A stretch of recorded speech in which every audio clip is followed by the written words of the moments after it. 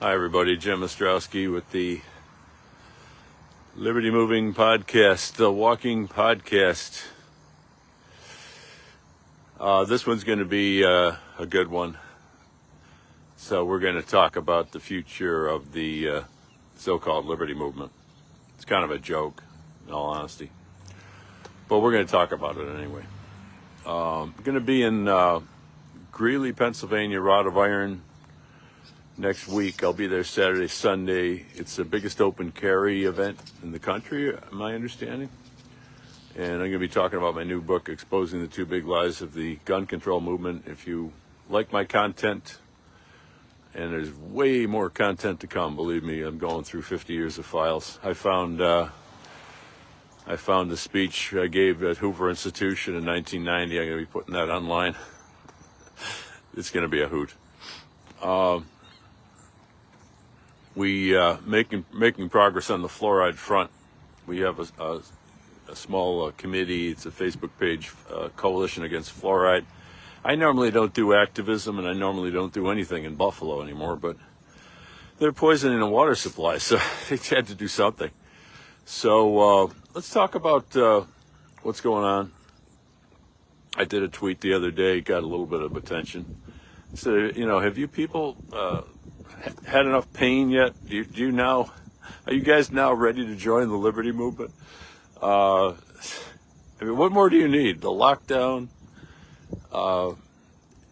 forcing kids to wear masks. We have endless war all over the place for no reason. Millions of people dying, billions of our dollars being wasted. And it's all being borrowed, and that creates more inflation. I mean, there's so many things going on that are wrong. It's just ridiculous. Freedom of movement is one thing, but when the government is like socially re-engineering the country by paying people to come into the country and then putting those people into the last refuges of resistance in the country to the left progressive totalitarianism. I mean, they're putting these people into small towns in red states. It's fucking social engineering. And I'll tell you one thing. One of the problems with the libertarian movement, I hate the word libertarian. I prefer liberty movement, but it's unavoidable in this context. So this notion that libertarians are for, quote, open borders, whatever that means, that has fucked our movement totally. That's why instead of a successor to Ron Paul, the successor being a libertarian or pro-liberty, the successor to Ron Paul was Donald Trump. He carried the populist message of Ron Paul. And Ron Paul was never for open borders, by the way. But Donald Trump, obviously is against open borders. And that's where for want of a better word, whatever, I'm not even going to use the word, that the resistance to left progressive, proto-totalitarianism is not for open borders. And so that was a big fucking mistake. Sorry for the language on a Sunday. Yikes. I gotta make this more of a kid-friendly show. That was a big mistake. So let's look at the big picture. Trump won. Trump has already won. I told you folks that 3-4 weeks ago. The key moment in the campaign was the Dana Bash softball interview, when it became apparent that this woman cannot do an interview. She can't even go out in public without making a fool out of herself. If you haven't seen the Chris Farley mixtape with Walz at the debate, it's so funny that I was doubling over in laughter. And then SNL did a thing last night where they went after Harris. Yeah, it was a little balanced. They went after what's his name, J.D. Vance too. But I mean, going after Harris because she's drinking too much wine. I mean, that's pretty nasty. because I think it's nasty because there seems to be some truth there. She's either on drugs or booze, and I have no idea. Or she acts like she is, which is like, what's the difference? She acts like somebody who's under the influence. So this election's over. I'm already bored with it. I told my wife, if I'm wrong about this, I'm never making another prediction again. My record of predictions, by the way, I'll match against anybody's. I had John Kerry winning the nomination when he was number 5 in the polls. I had him beating Bush. I was wrong about that, but it was pretty close. I called the 16 GOP primaries, publicly announced in an article in Art Voice that Trump would win in April of 16. I almost nailed everything in 2000 except Trump lost by 40,000 lousy votes, allegedly, in a very weird election. But I called the Democratic primaries. I had Biden up basically every step of the way. I called Biden. I called the first 4 finishers. So, but again, if I'm wrong about this, I'll never make another prediction. So what does that leave us, though? So Trump reached out to the libertarian. Where's the liberty movement going? Trump reached out to the libertarians. He went to the convention. I was there. I filmed it myself. I was in contact with Trump people, while it was happening. But then there was no follow-up. And I said a couple weeks ago, I said, look, if you're going to have somebody, a libertarian in your cabinet, you should have somebody, a libertarian in your campaign. Because Trump's campaign has been pretty disappointing from a nuts and bolts policy wonk perspective. And that's what I am. I'm a policy wonk. I love the politics too, but I really like to dig into policy. So let's talk about the Libertarian Party. We'll shift back to Trump.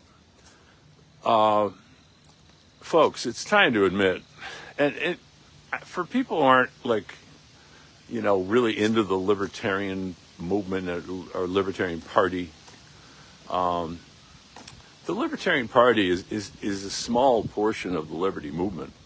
So, and there's a thing called small L libertarian. There's a lot of small L libertarians who have nothing to do with the Libertarian Party. I personally have had vast quantities of years where I wasn't really involved in the Libertarian Party. I've been on and off in recent years, on more, but largely because I was doing legal work, not because I bought into the strategy. And I gave a speech at the Libertarian Party State Convention in New York. I think it was last year. And I said, look, politics doesn't work. You're wasting your time and you should do direct action. And eyes were rolling. It was, I'm not afraid to go into the lion's den. So, but let's talk about Libertarian Party, it really started in 80 because 72 they're on the ballot twice. I was a freshman in high school. But in 76 I was old enough to vote.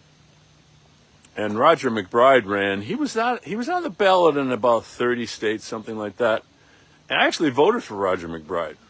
I wasn't even a libertarian, but I voted for Roger McBride. Because I didn't like Jimmy Carter. I was a Democrat. I didn't like Jimmy Carter. I said, I'll vote for this McBride guy. Didn't know much about him. Seemed okay. But really, the first time that the Libertarian Party was on the ballot in most of the states, in fact, I believe it was all 50. I don't know how they pulled that off. It was 1980. Well, I was an elector for Ed Clark.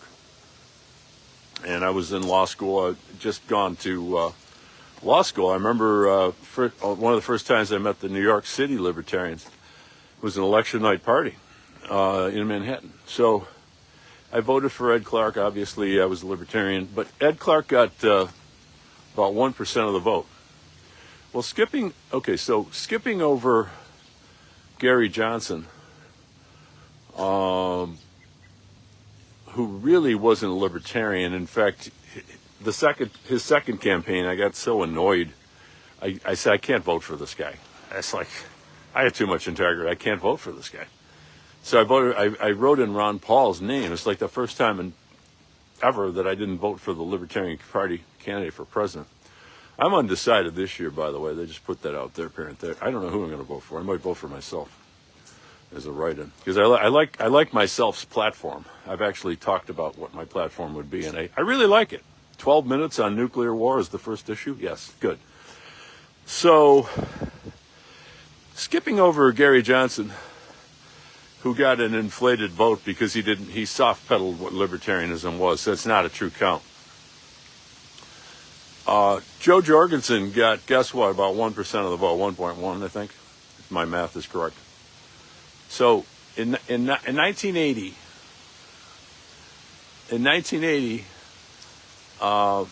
Ed Clark got 1% of the vote. And in 2020, Joe Jorgensen got 1% of the vote. After all those years, 46 years, whatever the math is, 40 years, I guess, whatever. Shit, I'm better at math than that, but yeah, 40 years. 40 years of effort, 40 years of money spent, volunteers getting signatures door to door, and they've gone nowhere in 50 years. So, folks, the Libertarian Party is a fucking joke. And I hate to say that because I invested a great deal of my life in the Libertarian Party. So, here's another thing. Oh, well, the current candidate, I don't know the guy, but, there was this left-wing drift of the Libertarian Party in the last few years. That's why they were so useless about the lockdown. And they're kind of cozying up to the Beltway Libertarians, and it seems like Chase Oliver comes out of that camp. I don't know the guy that well. Haven't been that much involved. I supported Rechtenwald. Rechtenwald narrowly lost. So, but his campaign has been lackluster. It's not hardcore. I've already criticized him on some of the other podcasts. So what would you do on day one? I'd balance the budget? Really? I would start to disassemble the larger nuclear weapons on day one. And I'd get us out of all these fucking wars. You balance the budget for the left progressive welfare warfare state? Why the hell would you do that? I'd slash that fucking budget. So, very disappointing campaign. He's going to get 1% or less. And here's the other thing. Instead of being on the ballot in all 50 states, which they've been on pretty much most of the time in the last several decades, 47 states? I know they're not on in New York. I lost the case. I was their lawyer. I went to the Second Circuit and argued as hard as I could, and got nowhere with those judges. I long for the days when I used to win appeals in the Second Circuit. Rare these days. Tough court. So, Libertarian Party is in desperate states. It's declining. It's a joke. It has no impact on anything. And what I'm leading up to is, so I'm going through 50 years of files. If you follow my Facebook page, you're going to see all this crap from years ago. Picture of me and my father in 1993 bar director. This is fun stuff. So I find this headline from 1994. Libertarian Party Executive Committee backs Stern. It's like, if that isn't Howard Stern against Jim Ostrowski for governor, if that isn't symbolic of the whole disaster of the Libertarian Party in the last 50 years, you take the greatest political idea in human history, liberty. How can you fuck that up so badly? And the thing about Stern brings us back to the ballot access. I would have gotten the Libertarian Party on, I guarantee it. Joe Namath, I guarantee it. I was a professional political operative in 1994, and I had a well-known name in Western New York. And I know how to campaign. I was already pretty well-known at that time. I'd written, the Cato Institute paper on drugs, which went all over the freaking world. And they picked Stern over Ostrowski. And so what happened? They didn't get ballot status because Stern didn't run. I told them that Stern was going to run. I got to rehash that history, but I'm saying that disaster kept us off the ballot in the media capital of the country, New York City. You can't have a real party for... So, and that curse of Stern kept us off the ballot until Larry Sharpe got us on the ballot. I can't remember the exact year. But then they screwed us over, and it shows you that politics is rigged. You got ballot status, and then they changed the law. We went to court. They control the courts.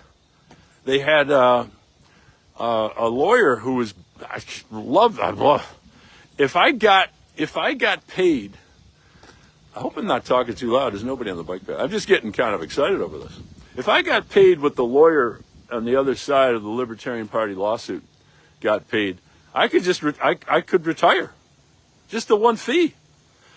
So I'm telling you, politics is rigged. But my point is bringing it back to Stern. Not being on the ballot in New York has been so devastating to the National Libertarian Party. And by the way, I reached out to some national people in '94. They didn't do jack shit. They sat on their hands.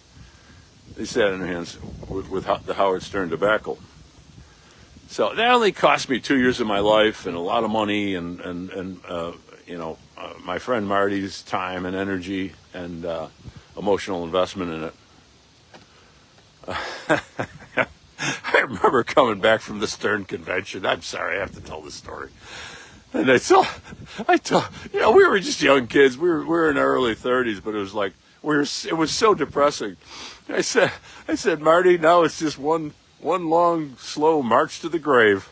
Trying to get a little gallows humor going. I'm sure we hit a bar later to drown our sorrows. But now we're not on the ballot anymore in New York. I mean, it's a national party that's not on the ballot in the media capital is a fucking joke. So let me move fast because I'm running out of park space. I took this Howard Stern headline. I said, you guys owe me one. Let's start doing direct action, like I've been talking about since I wrote the book, Direct Citizen Action, in 2010. It's 14 years now.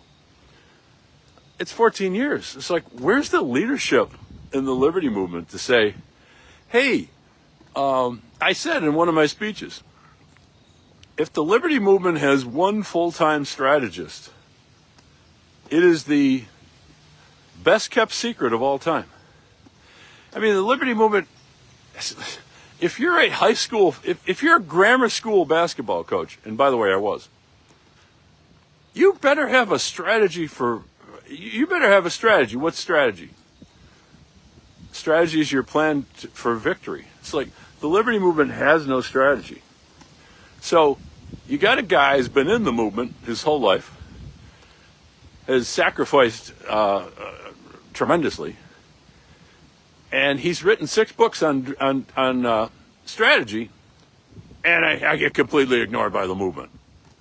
I mean, what the fuck? So I said, why don't you guys go over to direct action now? You've tried politics for 50 years, it failed. So I put that on Twitter, Facebook. No response. So what I'm going to do is I'm going to make a formal proposal to the National Libertarian Party and the 50 state parties. Well, yeah, I guess there's 50 state parties. And say, look, you've been doing politics for 50 years and virtually no direct action. Let's say 99% politics. Politics means voting, supporting candidates, lobbying, and lawsuits. Don't call something. Direct action is everything else. I know there's some confusion about that. So I'll get into direct action in a second, what it means. So here's what I'm proposing. Libertarian Party, you failed. You gave it the old college try. You get people coming into the movement, 5-10 years, and they burn out and leave. Well, I've been in it for like 45 years. So I remember everything that happened. And then what happens is the older activists get burned out, and then new activists come in and relearn the lesson that they were never told by the old activists who got burned out and dropped out. Well, I put the lessons on paper. I never got burned out because I'm never going to get I'm never going to leave the movement. I'm too committed. So we've had a party that's 99% politics, complete waste of time. 1% direct action, and I'm being generous. Here's what I'm saying. You can still have your election night party and, pretending you're playing in the big leagues with the major parties. I'll give you 10% of that. But the 90% of your effort, money, time, energy, reputation, websites, anything, meetings, agendas, 90% direct action. 10, you can play your little political game. I know politics is fun. You get to run for office. You get your name in the paper. It's bullshit. You get there's metrics. It's great. Oh, look at how we did. Yeah, I've looked how you did. That's why I'm having this rant right now. I've looked how you did. 1%. You've been stuck at 1% for 50 years. So that's my proposal. I'm going to make a formal proposal I'm not nearly done with this podcast. I might go all the way to fucking dashes. I'm on fire today. I got a lot more to say.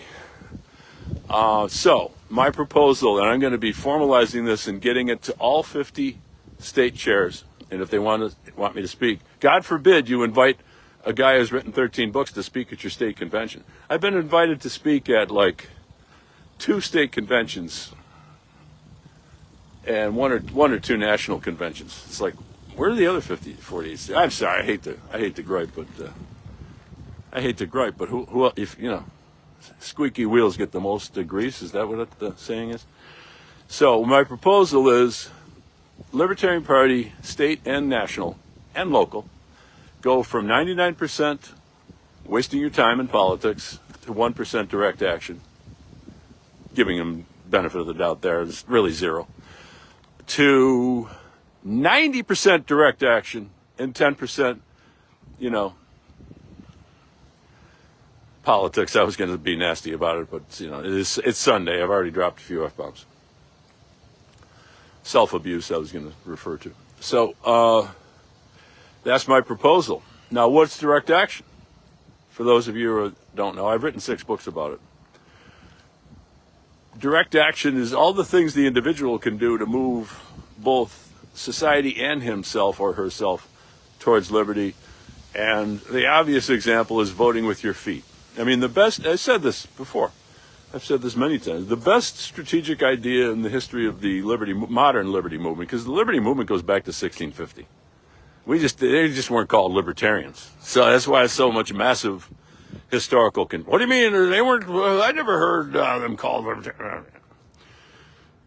Libertarians invented the modern world. Thank you very much. If you read Progressivism, a primer, I believe I'm the first one in the movement ever to list the accomplishments of the liberty movement. We created the modern world. It's been, the counter-revolution of left progressivism and Bolshevism and communism have destroyed a lot of what we accomplished. So, voting with your feet is obvious. Boycotting government schools completely. Voting with your money, voting with your health. That's the subject of my next book.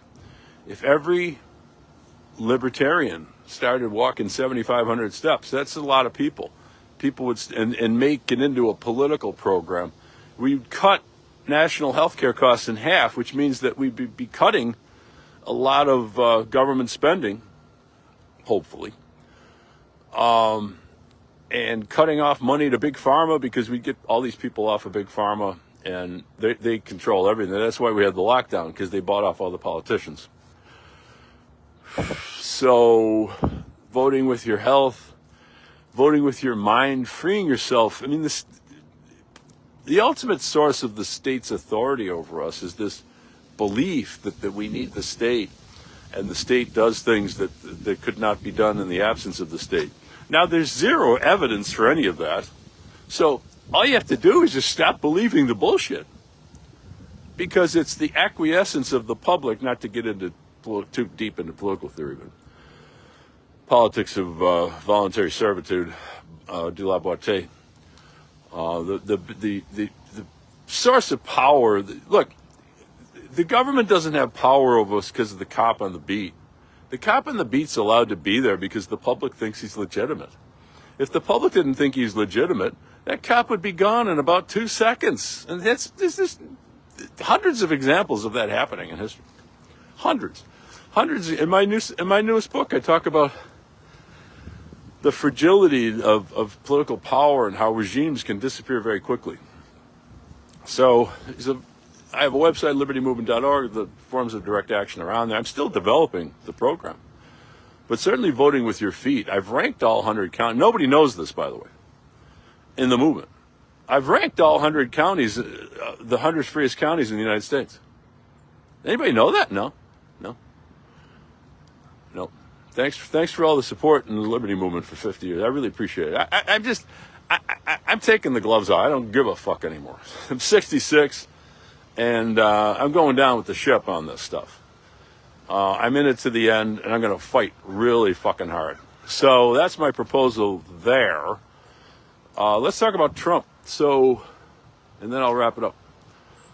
Got to get my coffee. Buy local for liberty. That's a form of direct action. I never eat in chain restaurants. Never eat in chain restaurants. Who was for the lockdown? All the chains and the big corporations, the multinational corporations, and who got hit the hardest? Small business. Buy local for liberty. Somebody put that on a bumper sticker and just show me a little love, and you make any money, buy a carton of my books. So Trump says he's going to bring in a cabinet member, blah, blah, blah, blah, blah. That's kind of, it may or may not happen. Reagan had a couple libertarians. It never happened. I'm running out of time, so I'm just going to say it. So somebody needs to write up a libertarian program for Trump. Now, he's already saying he's not going to get rid of socialism security. Fine, I won't go there. Let's go for the low-hanging fruit.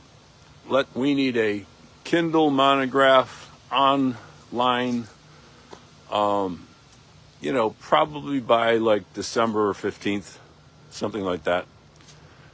Libertarian ideas for Donald Trump, whatever. Not long.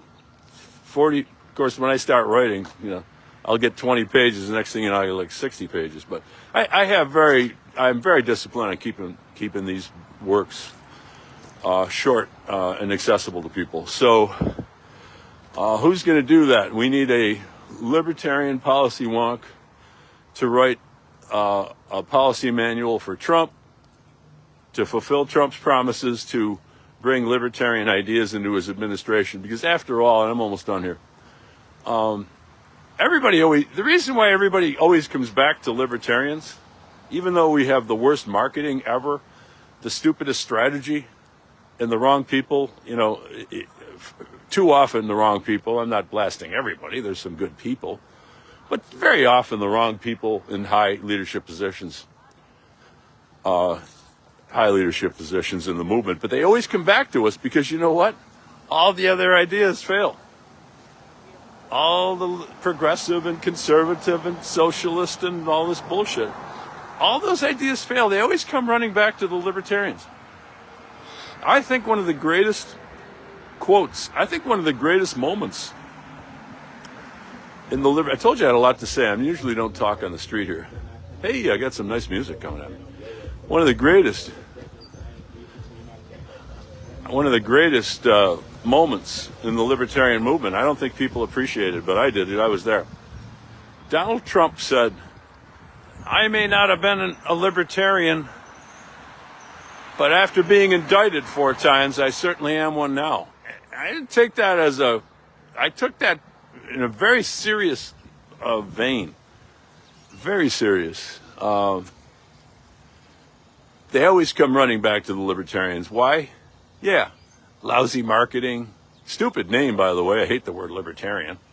Our logo sucks. Why do you think I came up with this logo? Liberty Bell, Patriot Hat, Statue of Liberty. Sorry, not good logos. You want to have a good logo? There's your logo right there. Me and my son Will came up with it 10 years ago. Of course, it's been ignored. I see people sort of borrowing it, though, a little bit. Can you show J.O. and Will a little love, please, folks? So, who's going to do this book? Well, who cracked the code of immigration? Who cracked the code of the government school? Who cracked the code of progressivism? Who cracked the code of the mistreatment of blacks by progressive big government post-1865?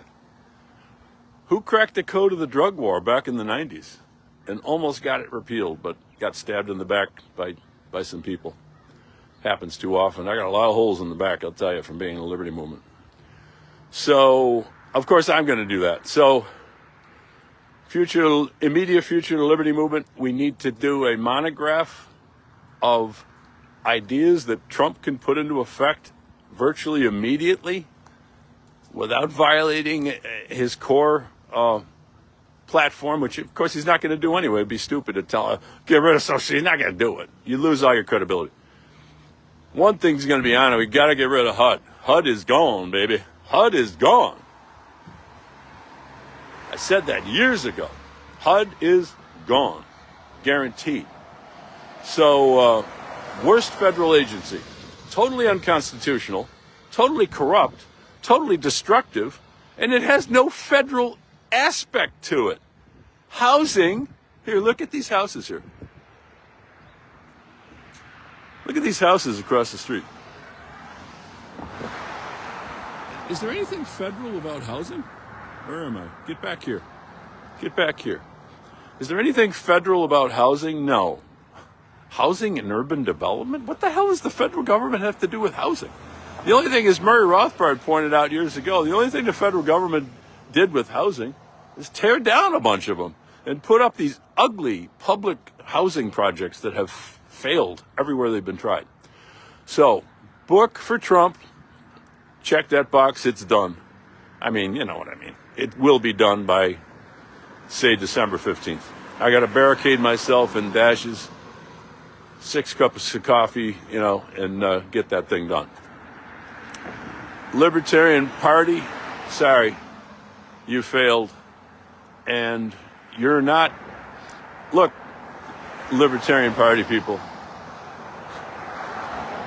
you're not in the party business. You're in the liberty business. And if politics doesn't get you liberty, you got to do something else. And there is something else. It's called direct action. I have the whole program ready to roll. And this will revolutionize and resurrect a failed fucking party. So I've talked enough. I'm almost at dashes.